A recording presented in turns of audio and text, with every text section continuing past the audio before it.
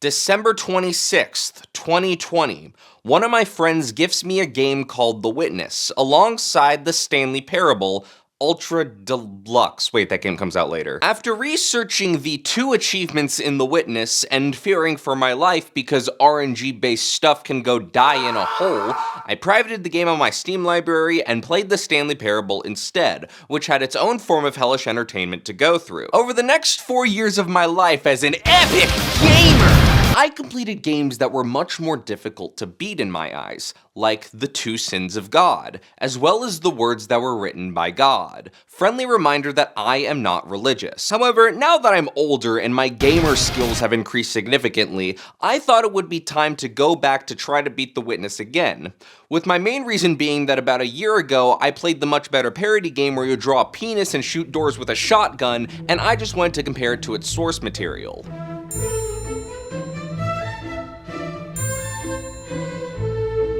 The Witness is a game released by Braid developer Jonathan Blow back in 2016, and it's good.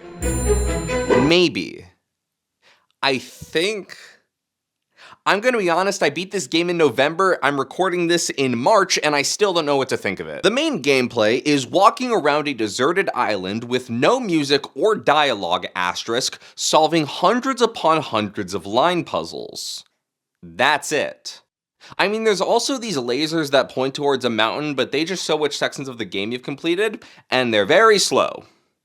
Almost painfully so, the Looker makes fun of this fact. To give credit where credit is due, there is a lot of variety in how these puzzles are presented to the player, because on paper, a game where you only do line puzzles for 24 hours straight is gonna sound really boring, but turns out the piece of paper that this game uses is in the shape of a Mobius strip. For example, you have the vanilla basic bitch ones where you try to find the correct path, the ones where you play Pac-Man, the ones where you play Tetris, the ones that ruin Martin Luther King's dream, the literal Shadow Realm, fucking Half-Life 3 for some reason, and the ones where you work together with the game to build bridges.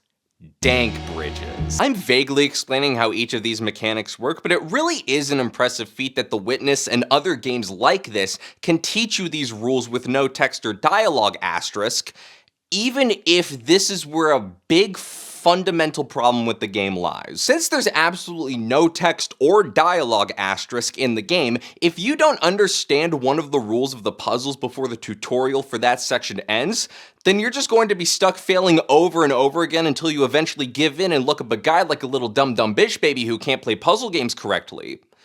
I'm calling myself out here, I had to do that multiple times throughout playing this game. The biggest example of this problem is in the section with the quarry, which introduces whatever the fuck this symbol is, where the goal is to have exactly one mistake in every puzzle you do. How the fuck are you supposed to know this? And because I personally didn't understand how this puzzle worked, I spent 3 hours in this section failing over and over again because there was no text or dialogue asterisk in the game telling me how the damn rule works. I should probably explain why I'm doing this. So the reason why I keep putting an asterisk every time I say that there is no dialogue, asterisk, is because there is dialogue in the game. It just has no bearing on the puzzles whatsoever, which is a shame because then I won't learn about how to get a better deal than 0% APR on certified pre-owned vehicles. Around the island, you'll find a bunch of these little audio logs, which you actively have to go out of your way to look for. They're kind of like Easter eggs, except unlike the visual ones, every single one of these audio logs makes you feel like you're in a Philosophy 305 class, which is something a lot of people who play this game aren't going to look for because this is a game about line puzzles. Why would you want to feel like you're in a fucking philosophy class? It's so stupid! I don't know what I'm doing here, man. Look, there's a lot of stuff in this game that I find to be really interesting and fun to try out on your own. A lot of it's really good, I'll be the first to admit that. But there's also a lot of stuff in this game that holds it back from its full potential. I don't know if you can tell, but I'm just very split on this game. And nowhere is that more evident than with the fourth wall environmental puzzles. Depending on how attentive you are when playing this game, you might look at this screen and think that you're hallucinating these puzzles wherever you go. I know I am after playing this game for 24 hours straight, because like it or not, this game will physically alter your brain chemistry and turn you into the Pepe Sylvia meme from Always Sunny in Philadelphia. And I know I'm not the only one who's experienced this, because there's an entire subreddit dedicated to this phenomenon. But then, the craziest idea pops into your head, and you actually try to solve it.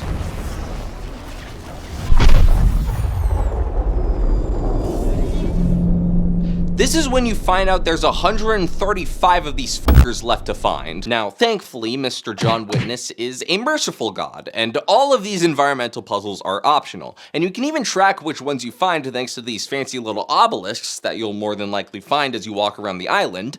But from here, these puzzles split up into 3 distinct categories, each one getting progressively worse. There's ones that you find from just walking around the island and seeing them in the right spot. They're fun at first, but they're very boring and tedious to do after you do like 10 of them. There's ones that you find where you have to do additional puzzle solving to solve the additional puzzle in the game that's not actually required to beat the game. This one's just kind of stupid. And then there's the ones that are so annoying and so hidden and so hard to get that I have absolutely no idea how anyone found these without looking up a guide.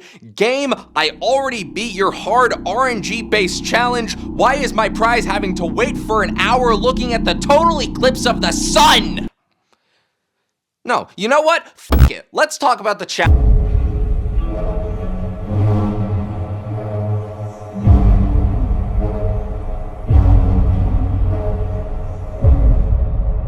As it's often called by its achievement name, the challenge is a 7-minute long series of randomly generated puzzles that perfectly describes how it feels to play this game. It's a challenge with very little reward for the player once you complete it. And it pisses me off. I briefly mentioned my disdain for RNG-based achievements and non-RNG-based games, but what I forgot to mention is that the challenge is timed.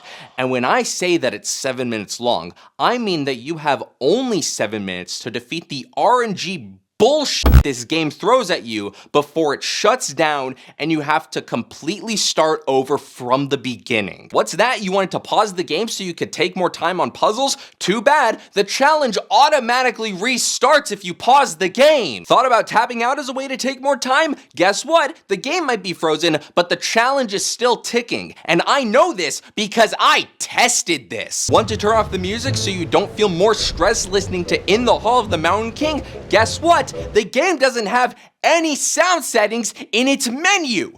Oh, you were gonna turn off the sounds through your computer's sound settings? Well, guess what? The music is your only indication of how much time you have left in this stupid fucking puzzle. Jonathan Blow, more like Jonathan Blow Me. Fuck this stupid challenge. And after hours upon hours upon hours of resetting this stupid record player over and over and over again, you finally beat it. And what's your prize? Your prize is a 1-hour video of the total eclipse of the sun while someone lectures you about Shakespeare's relation to the Bible. Your prize is another puzzle. Because of course it is. It can't be anything else. This entire game is just puzzles.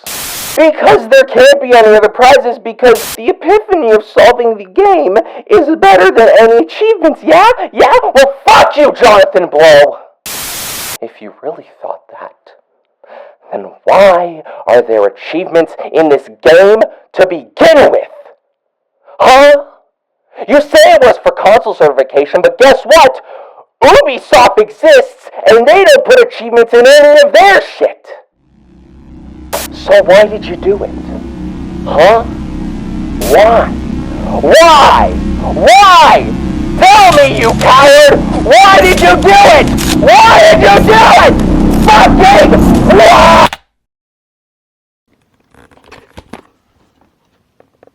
You know, now might be a good time to bring up that I do, in fact, play these videos up for theatrics. Hi, I'm Steven. You probably guessed that by the name of the channel. Let's just get this up on here real quick. God, that freeze frame looks like something from a Disturbed album. That's weird. So I realized that while I was editing this section of me yelling at Jonathan Blow, that I never actually gave my thoughts on the game as a whole. So that's kind of what this section of the video is.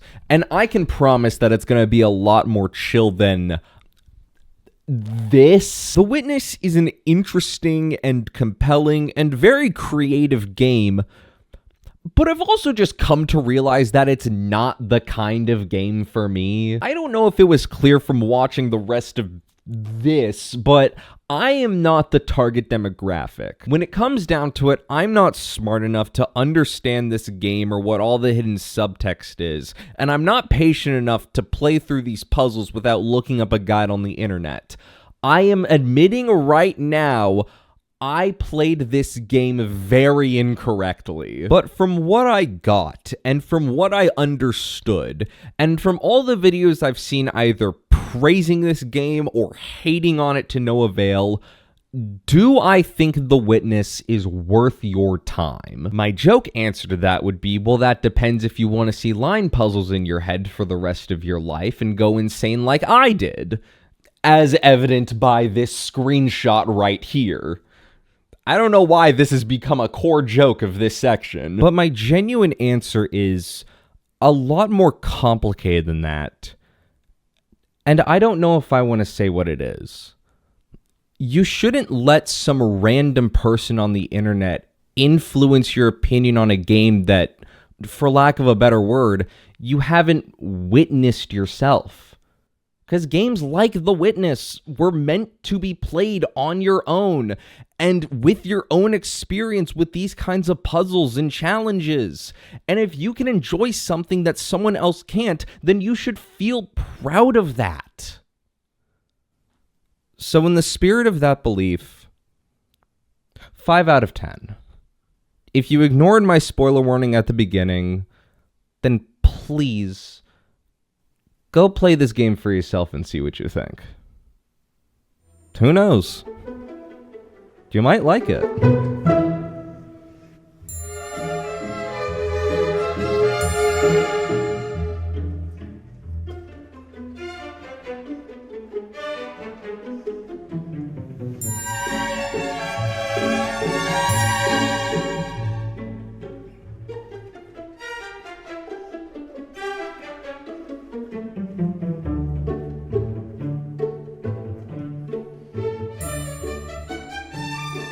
Oh yeah, this is something that's been bothering me. Why the fuck is it called The Witness?